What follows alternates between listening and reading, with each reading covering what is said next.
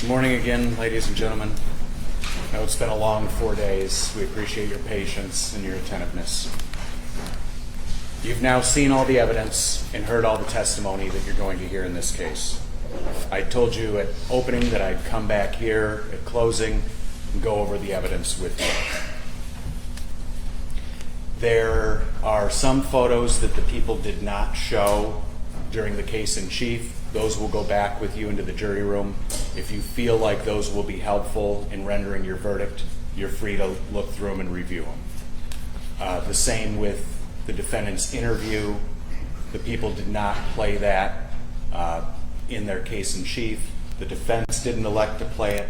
I think the parties all felt it didn't move the needle too much one way or the other, but you're also going to be free to view that back in the jury room. So what has the evidence in this case shown? It showed that Diane Medina, Leah Stith, Ed Smothers, Jaden Phillips, and Mariah Dodds were all injured as a result of the defendant's operation of the motor vehicle. We could bring up the jury instruction on OWI causing serious impairment. And you'll have this written back in the jury room. But the injuries being the result of the operation of a motor vehicle is one of the elements you need to find. That is not in dispute. The defendant was the factual and proximate cause of those victims' injuries. Further, those injuries rose to the level necessary under the law for you to find that element in counts 5 through 9. This is actually stipulated to by the parties. In other words, we agree the degree of injury is not in dispute.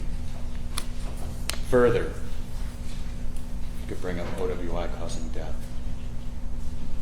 The evidence shows that Zane and Alana Phillips died as a result of the defendant driving that day. Their death was a factual and proximate result of her operation of the motor vehicle.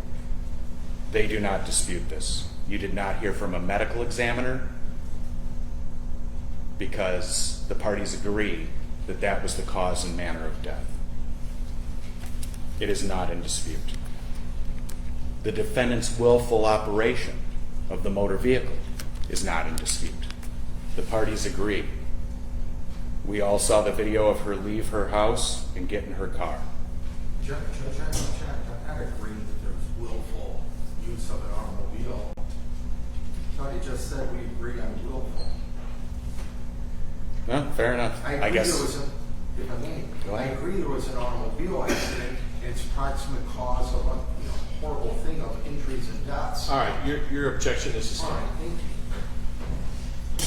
People offer to you that the proofs show that the defendant willfully operated the motor vehicle on the date in question. You all saw the video of her get into her vehicle and drive it away from her home. We think that element is met. Her identity as the driver of the vehicle is not in dispute.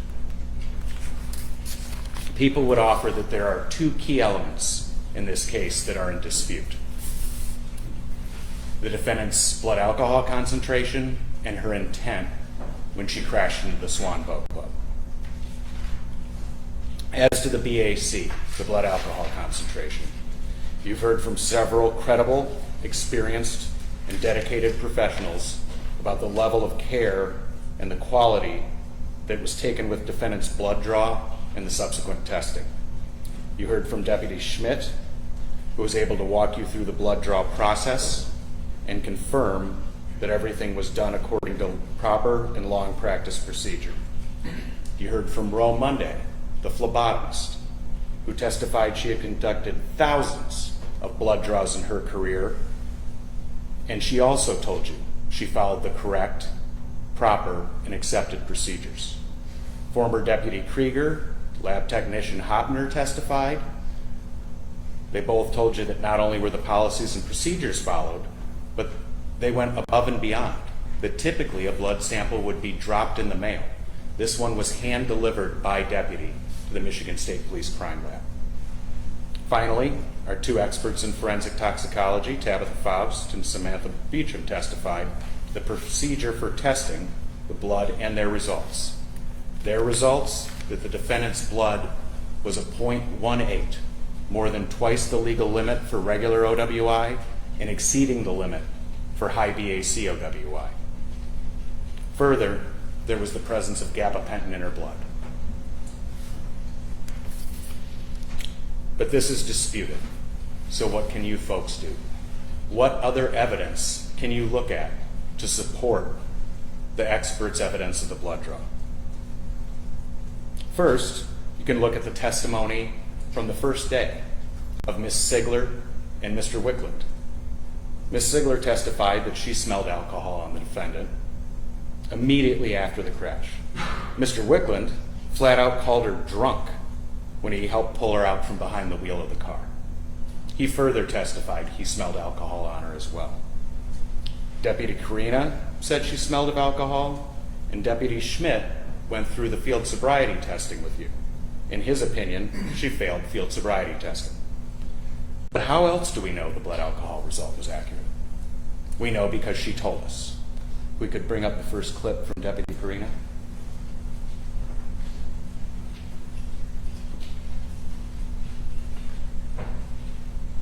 2 10, 0 being like you're so cold sober you can drive perfectly, 10 being you're passed out drunk. Where do you think you're at right now? 7. A 7? Okay. What else supports it? When they tested her blood, they found gabapentin in her blood. What did she tell us about her gabapentin? Run through the medications that you told me about again. Gabapentin. When did you take your medications today?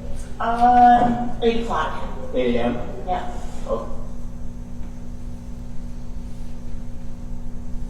And how do we know she had more than the one drink at Vernus?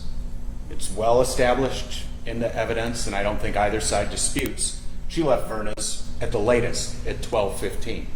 Crash was at 3:01. But remember what she told Sergeant Bomia.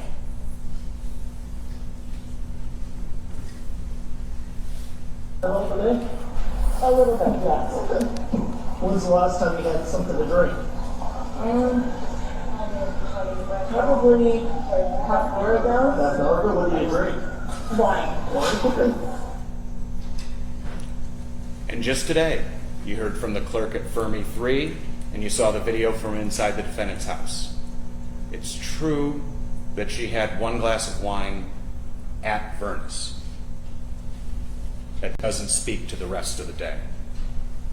All of those other pieces of evidence that I've just talked about, just showed you, work together to show beyond a reasonable doubt that the drink at Vernus wasn't her first or her last drink of the day. It's similar to the mystery story I mentioned to you in voir dire, that all of the evidence lines up to show one result, except one thing. And that one thing is defense's expert. But everything else works to show that the BAC result is accurate and in line with what she did that day. The second element that people believe are in dispute is the defendant's intent. We bring up the second-degree murder instruction. For the OWI causing death and the OWI causing serious impairment, you only have to find willful operation of the vehicle and that her blood alcohol exceeded the legal limit, or that she was intoxicated, or that she was impaired by alcohol and gabapentin. For the people's first 2 counts, the 2 counts of murder in the second degree, you have to find a separate intent. You can find one of 3 kinds of intent to find the defendant guilty of second-degree murder. You can find that she intended to kill. You can find that she intended to do great bodily harm. Or you can find she knowingly created a very high risk of death or great bodily harm, knowing that death or such harm would be the likely result of her actions. As we talked about in opening statements, you can look at what she said, you can look at what she did, and all the evidence and circumstances surrounding this case that you've heard over the last 3.5 days to decide what her intent was. You can think about her driving toward the boat club, straight as an arrow, right between those two telephone poles. You can think about what she said to Kristen Sigler right after the crash. Where's Don? She wanted to know where her husband was. You can think about her crashing into the neighbor's truck.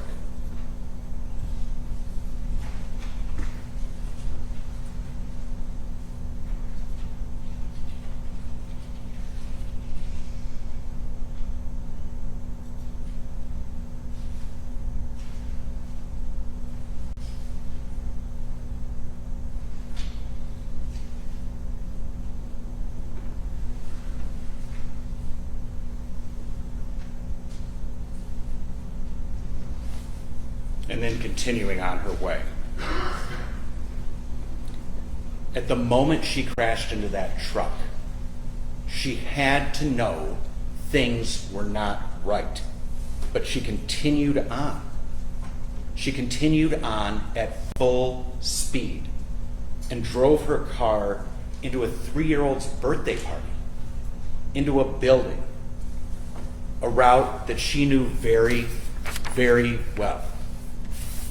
Ladies and gentlemen, this is not a typical drunk driving crash. Not at all. She didn't cross a center line and strike oncoming traffic. She didn't misjudge a red light and rear end someone. At almost 45 miles an hour, she drove through the wall of a building that she had been to countless times. That's what makes this worse than OWI causing death alone. She drove her car into an occupied building knowing she was unfit to operate a vehicle. And if she didn't know she was unfit to drive when she got behind the wheel, she knew it after she hit her neighbor's truck.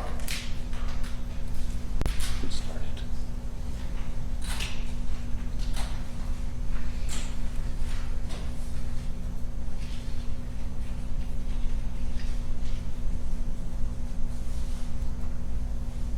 Five, 4, 3, 2, 1. 44.3 miles an hour on a dusty, pitted dirt road. Look at all those things to determine her intent. As most criminal trials are, the focus of this trial has mostly been on the defendant. How she drove, the contents of her blood, and her state of mind. But let's not forget, a trial is about a fair trial for the defendant and for the victims. The ones you heard testify and the ones you couldn't hear testify. It's about an 8-year-old big sister and her little brother. 2 little kids that had just sat down to eat their hot dog and a cake pop at a birthday party. Sat down to have some lunch without a care in the world. They didn't have a chance. It's about justice for these 2 kids. Thank you.